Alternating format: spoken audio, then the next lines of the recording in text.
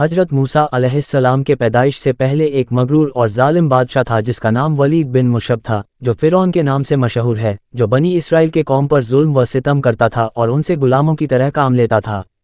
फ़िरौन को मानने वाले खिप्ती कहलाते थे। एक रोज़ फ़िरौन ने ख्वाब देखा कि बैतुल मुक़द्दस से मिस्र के जानिब एक आग बढ़ता चला आ रहा है। वो आग तमाम मिस्र वालों को जला डालता है, मगर इस आग से बनी इसराइल के घर महफूज रहते हैं। फ़िरौन ने इस ख्वाब की ताबीर अपने पास मौजूद कहीनों से पूछी तो उन्होंने बताया कि बनी इसराइल में एक ऐसा बच्चा पैदा होने वाला है जिसकी वजह से मिस्रियों खिप्तियों की हलाकत होगी। तौरात में है और तारीख के जानने वाले भी कहते हैं कि फ़िरौन को बनी इसराइल के साथ इसलिए दुश्मनी हो गई थी कि उस ज़माने के काहिनों, नजूमियों और कयाफागरों ने उसको बताया था कि उसकी हुकूमत का ज़वाल एक इजरायली लड़के के हाथ से होगा। और कुछ तारीखी रिवायतों में है कि फ़िरौन ने एक भयानक ख्वाब देखा था जिसकी ताबीर दरबार के ज्योतिषियों और काहिनों ने वहीं दी थी, जिसका जिक्र गुजर चुका है। इस पर फ़िरौन कयाफागरों ने उसको बताया था कि उसकी हुकूमत का ज़वाल एक इजरायली लड़के के हाथ से होगा। और कुछ तारीखी रिवायतों में है कि फ़िरौन ने एक भयानक ख्वाब देखा था जिसकी ताबीर दरबार के ज्योतिषियों और काहिनों ने वहीं दी थी, जिसका जिक्र गुजर चुका है। इस पर फ़िरौन हजरत मूसा अलैहिस्सलाम की वालिदा जब हमल से हुई तो इसकी खबर किसी को न हुई, उन्होंने सबसे छुपाए रखा। और जब हजरत मूसा अलैहिस्सलाम पैदा हुए तब भी सिवाय करीबी रिश्तेदारों को किसी को मालूम ना हुआ। हजरत मूसा अलैहिस्सलाम का नसब वंश कुछ वास्तों से हजरत याकूब अलैहिस्सलाम तक पहुँचता है। उनके वालिद का नाम इमरान और वालिदा का नाम युकाबुद था। इमरान के घर में मूसा अलैहिस्सलाम की पैदाइश ऐसे ज़माने में हुई जबकि फ़िरौन इजरायली लड़कों के कत्ल का फैसला कर चुका था। बहरहाल जूं जूं करके 3 माह तक उनके पैदा होने की किसी को मुतलक खबर न होने दी। इस सख्त और नाजुक वक्त में आखिर अल्लाह ताला ने मदद की और मूसा अलैहिस्सलाम की वालिदा के दिल में ये बात डाल दी कि एक ताबूत की तरह का संदूक बनाओ जिस पर राल और रोगन पालिश कर दो ताकि पानी अंदर असर न कर सके, और उसमें उस बच्चे को हिफाजत से रख दो और फिर उस संदूक को नील नदी के बहाव पर छोड़ दो। हजरत मूसा अलैहिस्सलाम की मां ने ऐसा ही किया और साथ ही अपनी बड़ी लड़की मूसा की बहन को लगाया कि वह इस संदूक के बहाव के साथ किनारे किनारे चलकर संदूक को निगाह में रखे और देखे कि अल्लाह ताला उसकी हिफाजत का वायदा किस तरह पूरा करता है, क्योंकि मूसा अलैहिस्सलाम की वालिदा को अल्लाह ताला ने यह बशारत पहले ही सुना दी थी कि हम इस बच्चे को तेरी ही तरफ ला कर देंगे और यह हमारा पैगंबर और रसूल होगा। हजरत मूसा अलैहिस्सलाम जिस संदूक में थे वह संदूक बहते बहते फ़िरौन के महल के पास पहुंचा। महल के दरबारियों ने संदूक को निकाल लिया। फ़िरौन की बीवी आसिया रज़ियल्लाहु अन्हा जो नेक खातून थी, हजरत मूसा अलैहिस्सलाम को देखा और फ़िरौन से कहा, ये तेरी और मेरी आंखों की ठंडक है और इसे अपना बेटा बना लें। जब हजरत मूसा अलैहिस्सलाम को भूख लगी और दूध के लिए रोने लगे तो दूध पिलाने वालियाँ लाई गई, लेकिन मूसा अलैहिस्सलाम ने किसी का दूध नहीं पिया। करीब में ही मूसा अलैहिस्सलाम की बहन जो आपकी निगरानी करते हुए पीछे आई थी कहने लगी, मैं एक घर जानती हूँ जो इस बच्चे को दूध पिला सकती है। इस तरह अल्लाह ताला ने मूसा अलैहिस्सलाम को वापस उनकी मां के पास लौटा दिया। मूसा अलैहिस्सलाम ने फ़िरौन के महल में पाई और जवान हुए। अल्लाह ताला ने मूसा अलैहिस्सलाम को ताकत व कुव्वत बहुत अता की थी। एक दिन मूसा अलैहिस्सलाम ने 2 लोगों को आपस में लड़ते हुए देखा। उसमें से एक बनी इसराइल से था और दूसरा खिप्ती था। बनी इसराइल के शख्स ने आपसे मदद मांगी, आपने मदद का इरादा किया और खिप्ती को एक मुक्का मारा जिससे उसकी मौत हो गई। हजरत मूसा अलैहिस्सलाम का मकसद कत्ल का नहीं था और आपने अल्लाह ताला से तौबा किया। तफसीर सूरह कसस आयत 15 और 16। अगले दिन जब मूसा अलैहिस्सलाम शहर के तरफ निकले तो देखा कि वही बनी इसराइल फिर किसी से झगड़ रहा है और आपको देखकर फिर से आपसे मदद तलब की। आपने फरमाया, तू तो झगड़ालू आदमी है, और उसके मुकाबले वाले खिप्ती के तरफ हो गए। बनी इसराइल ने कहा कि कल जैसे एक आदमी को मारा था, क्या आज मुझे भी मार डालोगे? उसकी इस बात से आप समझ गए कि कल वाली बात पूरे शहर में फैल गई है। जब फ़िरौन को पता चला कि मूसा अलैहिस्सलाम ही मिस्री के कत्ल हैं तो फ़िरौन ने जल्लाद को हुक्म दिया कि मूसा को गिरफ्तार कर हाजिर करे। मिस्रियों के इस मजमे में एक मुअज्जिज शहरी वह भी था जो दिल व जान से हजरत मूसा से मोहब्बत रखता और इजराइली मजहब को जानता। ये फ़िरौन ही के ख़ानदान का आदमी था और दरबार में हाजिर था। उसने फ़िरौन का ये हुक्म सुना तो फ़िरौनी जल्लाद से पहले ही दरबार से निकलकर दौड़ता हुआ हजरत मूसा की खिदमत में हाजिर हुआ और उनसे सारा किस्सा बयान किया और उनको मशवरा दिया कि इस वक्त मसलहत यही है कि खुद को मिस्रियों से नजात दिलाए और किसी ऐसे मकाम पर हिजरत कर जाए जहां उनकी पकड़ न हो सके। हजरत मूसा अलैहिस्सलाम ने उसके मशवरे को कबूल फरमाया और अर्जे मदीन की तरफ खामोशी के साथ रवाना हो गए। मिस्र से निकलकर भूखे प्यासे और लंबे सफ़र से मूसा अलैहिस्सलाम मदीन पहुँचे। ایک جگہ پہنچے تو دیکھا کہ ایک چشمے پر ایک حوض ہے جہاں کچھ لوگ اپنے جانوروں کو پانی پلا رہے ہیں۔ قریب ہی آپ نے دیکھا کہ 2 عورتیں ہیں جن کے پاس بکریاں تھیں، وہ پانی کے قریب اپنی بکریوں کو روکے ہوئے تھیں۔ موسیٰ علیہ السلام نے پوچھا کیا معاملہ ہے، اپنی بکریوں کو پانی کیوں نہیں پلاتی؟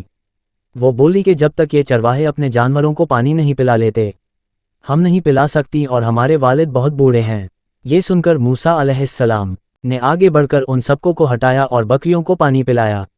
دونوں عورتیں واپس گئیں اور سارا قصہ اپنے والد کو سنایا۔ دونوں عورتیں میں سے ایک حضرت موسیٰ علیہ السلام کے پاس شرماتے ہوئے آئیں اور کہا کہ میرے کو پانی پلایا اس کی اجرت دے سکے۔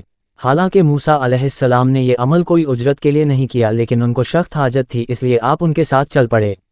گھر پہنچ کر حضرت موسیٰ علیہ السلام کی ملاقات حضرت شعیب علیہ السلام سے ہوئی۔ حضرت شعیب علیہ السلام کی بیٹی نے کہا کہ آپ ان کو مزدوری پر رکھ لیں کیونکہ یہ طاقتور بھی ہیں اور ایماندار بھی۔ پھر حضرت شعیب علیہ السلام نے اپنے ایک بیٹی سے ان کا نکاح کر دیا اور مہر کے عوض 8 سال مزدوری کو کہا، اور یہ بھی کہا کہ اگر 10 سال کرے تو یہ بہتر اور احسان ہے۔ چنانچہ حضرت 10 سال پورے کرنے کے بعد حضرت موسیٰ علیہ السلام نے اپنے وطن مصر جانے کا ارادہ کیا اور اپنے بیوی کو ساتھ لیے واپس چلے۔ سفر کے دوران سردی کافی تھی، اندھیری رات تھی۔ حضرت موسیٰ علیہ السلام کو دور پہاڑی پر ایک آگ دکھائی دیا۔ وہ اپنی بیوی کو بولے میں آگ لے آتا ہوں تاکہ سردی سے بچا جا سکے۔ حضرت موسیٰ علیہ السلام آگ کے پاس پہنچے تو دیکھا وہ کوئی آگ نہیں تھی بلکہ ایک درخت سے نور نکل رہا تھا۔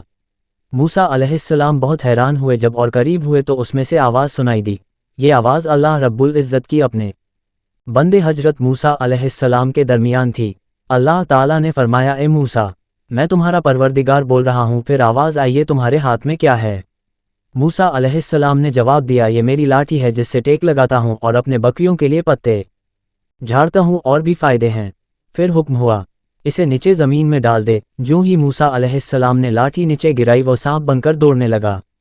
یہ دیکھ موسیٰ علیہ السلام پیٹ پھیر کر بھاگے، پیچھے مڑ کر بھی نہ دیکھا۔ پھر اللہ تعالیٰ نے ارشاد فرمایا موسیٰ ڈر مت اور اس لاٹھی کو پکڑ، ہم دوبارہ لاٹھی بنا دیں گے۔